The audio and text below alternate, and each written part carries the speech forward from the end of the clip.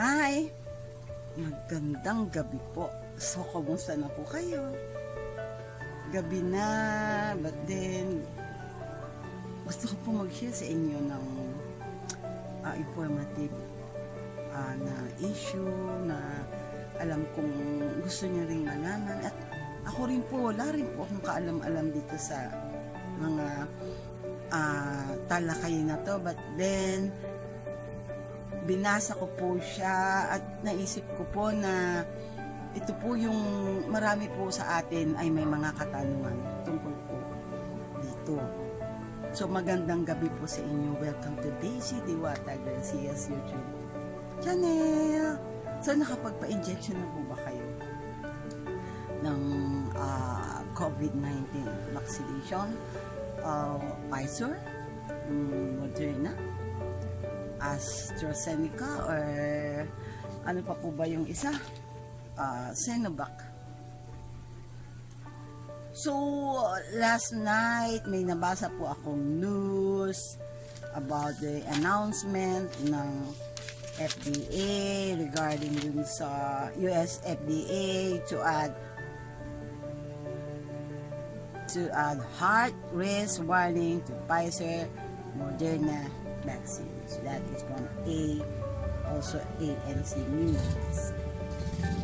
So ngayon po ang topic po natin ay tungkol po sa mga types ng COVID-19 vaccines na kasalukuyan pong isinasagawa ng ating gobyerno at ng iba pong government ng ibang bansa. So continuous po ang ating vaccination, like sa atin po, ang alam ko po, mayroon po tayong Pfizer. Yung nalilimutan ko lagi, Sinovac. So ito po yung Sinovac ata yung naunang dumating sa atin. Sana kaya po ako nag-research about sa bagay na ito kasi gusto ko po siyang malaman. Kasi po magpapabakuna pa lang po ako. And gusto ko po, bago ako mag-undergo ng vaccination, gusto ko po kung pwede lang po, sana na may choices tayo na makapili po tayo ng vaccinations na lalagay po sa loob ng ating katawan o ibabakuna po sa atin. So, welcome to Diwata Garcia, bali-balita, what's up, anong latest. So, pag-uusapan po natin ngayon ang mga bagay-bagay tungkol po sa ano po ba ang Astra Zenica.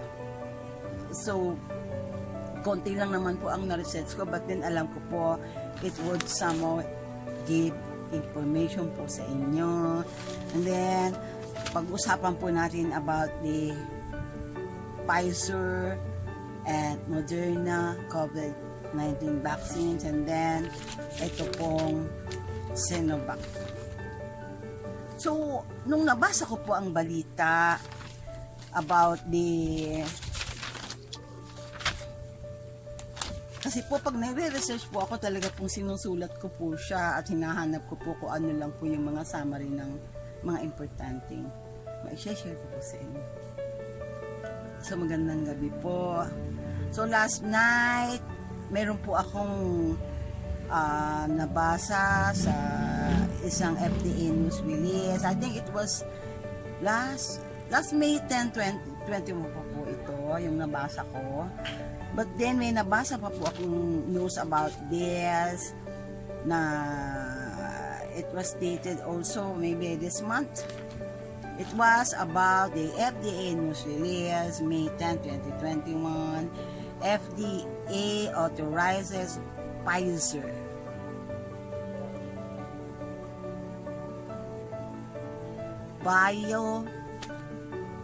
Biotech COVID-19 vaccine. Tama ba yung basa ko?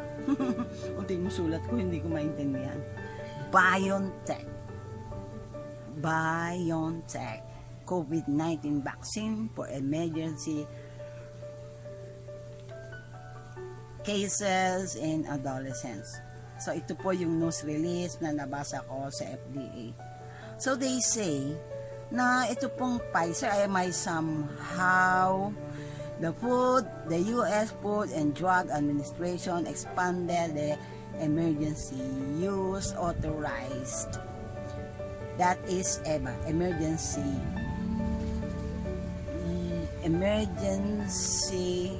use authorized on for the Pfizer BioNTech COVID-19 vaccine for the prevention of coronavirus disease 2019 COVID-19 to include for the prevention of coronavirus caused by severe acute respiratory, that is SARS. So ano po ba itong pinag-uusapan natin na COVID-19? I did wrote about that. COVID-19 vaccine is a vaccine intended to provide acquired immunity against severe acute respiratory tract infection. So ito yung ang use ng COVID-19 vaccine. So let's start with Pfizer. So yung nabasa kong Pfizer is an American multinational pharmaceutical company and biotechnology. So yung nabasa ko pong news release from US Food and Drug Administration na nagsasabi nilang there's a heart risk warning to Pfizer na the US Food and Drugs Administration adds a warning about a possible rare heart inflammation among adolescents as a side effect of the mRNA COVID-19 vaccine of Pfizer and Moderna. So yun ang sinasabi nila. Meron siyang rare heart inflammation pagka nagpa-vaccinate ka. But then they say na yun ang isa sa mga possible risk niya. But then they say na pag na-vaccinate ka ng Pfizer, mas malaki ang benefits na makukuha mo dahil maiwasan mong magkasakit ng COVID-19. So, the FDA authorizes Pfizer BioNTech COVID-19 vaccine for emergency cases in adolescents. The U.S. Food and Drug Administration expanded the emergency use authorized as for the Pfizer BioNTech COVID-19 vaccine for the prevention of coronavirus disease 2019, that is COVID-19, to include for the prevention of coronavirus caused by severe acute respiratory syndrome, coronavirus 2, SARS-CoV-2. Nabubulol pa ako. So, sino po ang bibigyan nitong Pfizer or COVID-19 vaccine? To include adolescents 5 to 12, adolescents 12 to 15 years of age. Ito po yung announcement ng US FDA. So, dati po in-announce nila yung kanilang vaccination are intended lamang to individuals 16 years of age and older. But then, nagkaroon sila ng bagong announcement na adolescents 12 to 15 years of age na babakunahan ng Pfizer. So, the FDA's expansion, the Pfizer BioNTech COVID-19 vaccine is administered as a series of 2 doses. So 2 doses din po ang Pfizer vaccination. 3 weeks apart. So maghihintay ng 3 weeks. And the FDA has determined that Pfizer BioNTech COVID-19 vaccine has met the statutory Astra 2 amend the EBA, and that the known and potential results of this vaccine in individual 12 years of age and older outweigh the known and potential risks supporting the vaccines used on this population. And in June 30, 2021, in ABC Net, Pfizer shot, they say they would ask, does Pfizer shot cause heart inflammation? So pag binigyan ka ba ng Pfizer vaccination, will it cause heart inflammation? So they say that rare cases of heart inflammation could be linked to the Pfizer and Moderna vaccine. So sabi nila, it's possible na nagkakaroon siya ng cases of heart inflammation, but it's a rare case. According to new research of medical experts says, the risk of the condition is still far lower than that the risk of serious illness can over 60 get from Pfizer vaccine. So it's just a rare case of heart inflammation.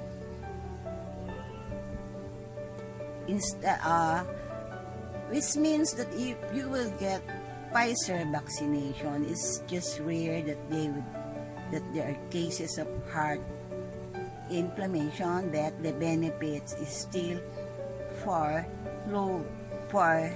The benefits will still be for the one who will get the vaccine, as he will be more protected from this COVID-19 problems. So ibig sabihin, if you will get vaccinated, mas lower ang risk na magkakaroon ka po ng COVID-19. So does Pfizer shot cause heart inflammation? There is rare case of heart inflammation that could be linked to the Pfizer and Moderna vaccine. That's according to the new research from medical experts. The medical experts says the risk of the condition is still far lower than the risk of serious illness. So kesa magkaroon ka ng serious illness, nagkakaroon lang ng yung iba, not all, ng rare cases ng heart inflammation. And they ask, can individual over 60 get Pfizer vaccine? People over 60 years old will get the Astra Zenica vaccine. So kung ikaw ay over 60 na, ang ibibigay na po sa iyong vaccination ng AstraZeneca vaccine. And the questions were asked, who is eligible for the Pfizer and AstraZeneca vaccine? So, people over 60 will get the AstraZeneca vaccine, while Pfizer vaccine is prepared for people under 60. So, i-research ko yan kung bakit the people under 60 should get that Pfizer vaccine that's more prepared for the people over 60. So they say that rare clotting conditions linked to AstraZeneca. Sa AstraZeneca naman daw may rare clotting condition linked to AstraZeneca, and slightly more common among younger people who are also less at risk of hospitalization and death for COVID-19. So talagang may mga risk din kung ikaw ay mag-avail nitong Pfizer and AstraZeneca COVID-19 vaccination. So ano-ano po yung mga side effects na once na you have been given a shot of the Pfizer vaccines? Fever, chills, tiredness, and headaches. Meron kang lagnat, parang giniginaw, medyo you feel tired, and masakit ang ulo. Throughout the body were common after the second dose. So mararamdaman niyo po raw po itong side effects na ito after the second dose. Most side effects were mild to moderate. So mild to moderate lang po raw ang side effects. And the Oxford AstraZeneca vaccine, ano po itong AstraZeneca vaccine? So nabanggit ko na po yung sa Pfizer. Ngayon naman po, what is AstraZeneca vaccine? AstraZeneca vaccine is a vaccine that aims to protect against COVID-19. Manufacturer is and developer is the University of Oxford. That is AstraZeneca. So they ask, is AstraZeneca safe? Yes, they answered. It is safe. The Oxford thoroughly tested. The Oxford AstraZeneca vaccine was approved and for use after being thoroughly tested on tens of thousands of people. So ito pong AstraZeneca ay na-test na on tens of thousands of people. On top of that, over 24.6 million people have had their first dose of this vaccine. So, ang sinasabi po nila, this AstraZeneca vaccine was thoroughly tested in tens of thousands of people. And on top of that, over 24.6 million people have nagkaroon na po sila ng first dose. So, ibig sabihin na 24.6 people have their first dose without any serious side effects. So, very mild lang ang side effects without any serious side effects or reactions. And in June 2020, that was, I read that in June 2021. So they asked, how effective is AstraZeneca COVID vaccines against Delta variant?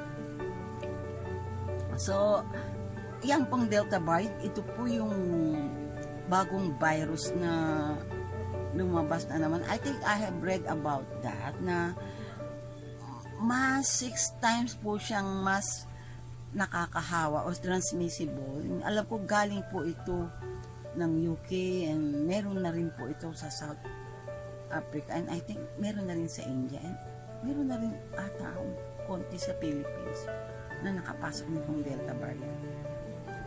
So, ibig sabihin, napakagaling nitong AstraZeneca. It was totally tested in tens of thousands of people and nagkaroon na po ng first dose ang at least 24.6 million people ang first dose in the UK. The overwhelming majority has said that there's without any serious side effects or reactions. How effective is Astra Zenica COVID-19 vaccines? They said that the vaccine shows effectiveness against Delta variant. So, ibig sabihin, pag nagpa-inject ka nito, meron na siyang effectiveness against Delta variant. Meron kasi atang vaccines na hindi niya kayang hindi siya effective against Delta variants. Parang dun lang po siya sa present COVID-19 natin. The vaccine shows 92% and 86% with efficiency against hospital in Delta and Alpha variant. Ang alam ko pong Alpha variant, ito po yung COVID-19 natin ng 2020. So, napakagaling pala niya. Effective siya against Delta and Alpha variant. 92% and 86% with efficacy against hospital in Delta and Alpha variant. So ako rin po talagang interesado po akong magbasa sa kanya cases in Astra. Is AstraZeneca vaccine as good as Pfizer? Ang gandang tanong. So they answered. The Pfizer vaccine was 94% effective against variant. So, magaling din ng Pfizer variant found on the UK, 94% effective. And the AstraZeneca is 92% effective against the variant found in the UK known as the B.1.1.7. And so, 2 weeks after the second dose, 2 doses of the AstraZeneca vaccines were 60% effective against the B. That is the Alpha 3. So, how effective are Pfizer and Moderna COVID vaccines? Gaano po ba sila ka-effective? The latest prospective study of almost 4,000 people found that full vaccination, ang ibig sabihin mo ng full vaccination is 2 doses, was 91% effective at preventing SARS. Parang sinabi ko po itong SARS kanina na parang siya yung ginamit na SARS, acquired immunity against severe acute respiratory syndrome. So, the large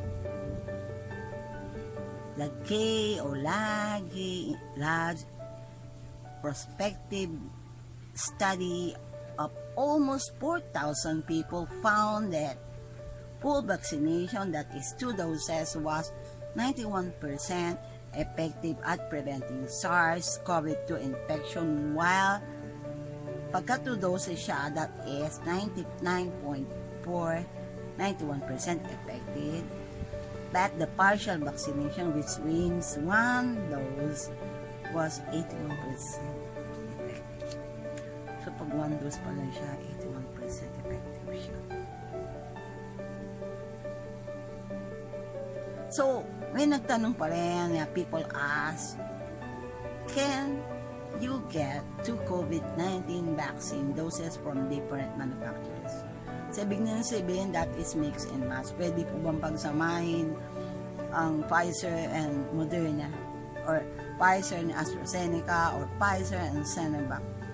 Can you get 2 COVID-19 vaccine doses from different manufacturers? So the answer is, as more countries talk to mix and match 2 COVID-19 doses from different manufacturers, new research in the Lancet found that pairing the Pfizer, AstraZeneca, and Pfizer, BioNTech, and AstraZeneca vaccine appears to increase the likelihood of mild to moderate side effects. So, pag minag-mix siya, there is only mild to moderate side effects pag pinag-mix ang BioNTech and AstraZeneca. But that is no serious adverse outcomes were reported. Wala namang adverse outcomes were reported. So in Healthline, that was May 25, 2021, Moderna. So andito na po tayo sa Moderna.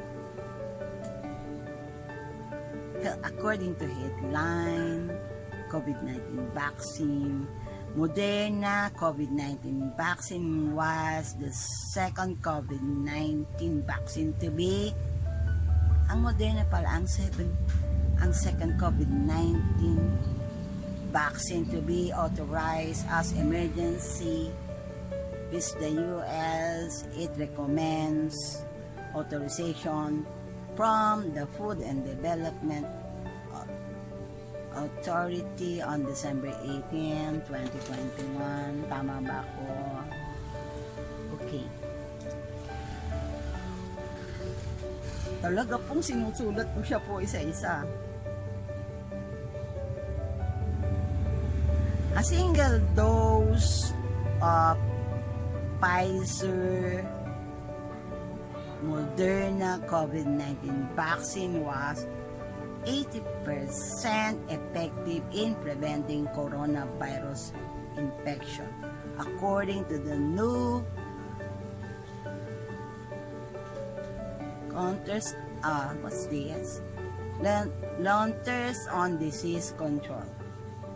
Testers on Disease Control. Ang pangit kasi ng sulat ko. Control and Prevention. So, yung isang single dose ng Pfizer's Moderna COVID-19 vaccine was 80% effective in preventing coronavirus.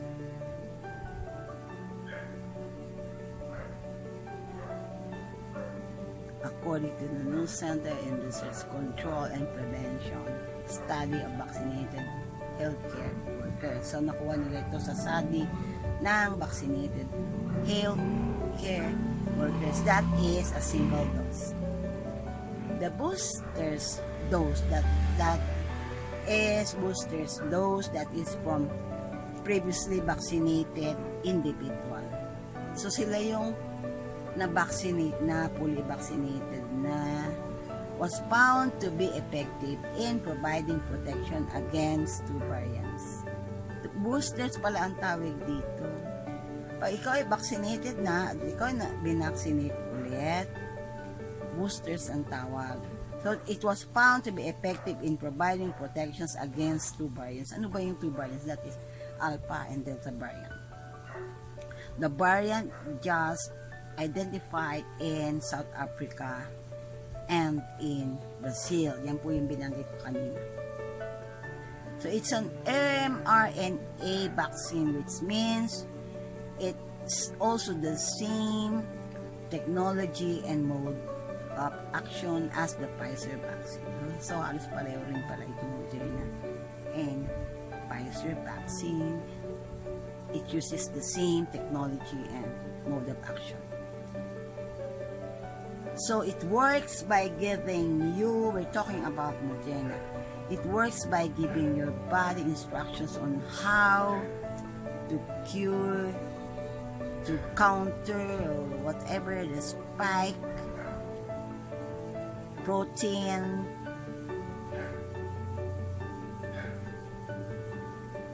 to this virus. Your body then create antibodies that will recognize and attack those proteins if they come into contact with the virus. Ayun pala, ito po siguro yung sinasabi nilang antibodies. Pag mga medical terms kasi medyo nahihirapan na paintindihan na. Works by giving your body instructions on how to create the spike protein to this unique to this virus, that's unique. Your body then create antibodies that will recognize and attack these proteins which they come into contact with the virus. Since its authorization, it has shown to be safe. Maganda siya. Moderna has shown, since its authorization has shown to be safe and effective for adults over the age of 18. So ito pong Moderna ay mas effective siya for those over the age of 18. Moderna vaccine requires 2 doses din siya to be fully effective, and it was found that up to 14 days after the first dose, the effectiveness was 50.8% effective after the first dose. So after the first dose, it was 50.8 effective. After that, it was about 92.1%. Siguro pag second dose na, it will be 92.1%. And after the second dose, it takes about 2 weeks for your body to build full immunity. After that time period, that it will become 94% effective. Ang galing. Pag first dose ka, it will be 50.8% effective. After that, pag second dose na, it will is about 92%. And after the second dose, it takes pag about 2 weeks na for your body to build. After 2 weeks, for your body to build full immunity. After that time period, that will be 94% effective. Wow. Yun ang Moderna. And we will talk about the Sinovac vaccine. The manufacturer developer is Sinovac. According to War International, that was the news was on June 2, 2021. SAGE, which means Strategic Advisory Group of Experts on Immunization, has issued interim recommendation for the use of inactivated COVID-19 vaccine Sinovac. Ito ata hindi need something ng China eh. Coronavac developed by Sinovac of China. Ito nga yung galing ng China. National Pharmaceutical Group vaccine is not recommended for person younger than 18 years old. So ito naman pong Sinovac, hindi po siya recommended for person under 18 years old. Unlike nung Pfizer kanina na nirecommend nila na pwede na siya 12 years old and older. Dati kasi 16 years old nila, ginawa nila ng 12 years old. Okay. The Sinovac coronavirus COVID-19 vaccine is recommended for persons with comorbidities that have including obesity, cardiovascular, and respiratory disorder. Recommended siya for persons with comorbidities that have including obesity, cardiovascular, and respiratory disorder. And vaccine can be offered to people who have COVID-19 in the past. So ito pong vaccine na Sinovac is also recommended to people na nagkaroon na po ng COVID in the past. So the World Health Organization recommends the use of the COVID-19 vaccine Sinovac Coronavac in lactating women as in other vaccine. The WHO recommends the use of COVID-19 Sinovac for lactating women. Ito ba yung magpapa-breastfeed? As in other adult. Who does not recommend discontinuing breastfeeding after vaccination? Does not recommend. Yun po ay nakasulat dito. So, anyone with body temperature over 38.5 should postpone vaccination. So, pag ang temperature ng body mo is 38.5, you should postpone yung schedule ng vaccination until they no longer have a fever. So, recommended usage. SAGE recommends the use of Sinovac Coronavac vaccine as 2 doses. So, 2 doses din po itong Sinovac, that is 0.5 ml given in intravenously. Who recommends an interval of 2 to 4 weeks between the first and second dose. So if you will be given the first dose, you should wait for another 2 to 4 weeks between the first and second dose. Maghihintay. So they ask, is Sinovac safe? SAGE has thoroughly assessed the data on quality, safetyness, and efficacy of the vaccine and has recommended its use. So the WHO or SAGE has recommended the use of the Sinovac for people aged 18 and above.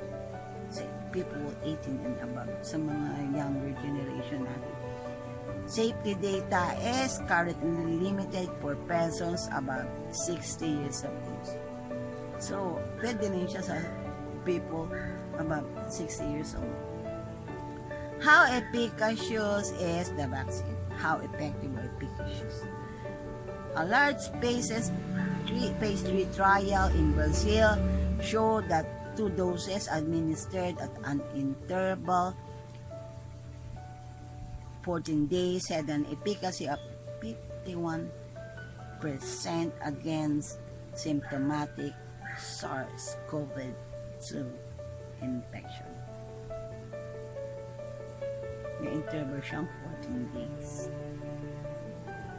100% against severe COVID-19. Wow, 100%. And 100% against hospital starting 14 days after recommending the second dose or getting the second dose.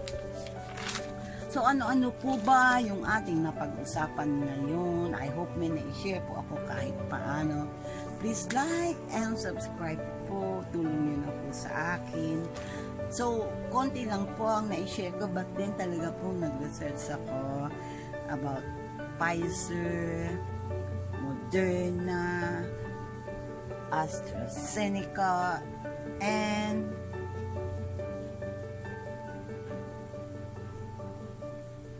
isa pa ang pinag-usapan po natin ay Zenica.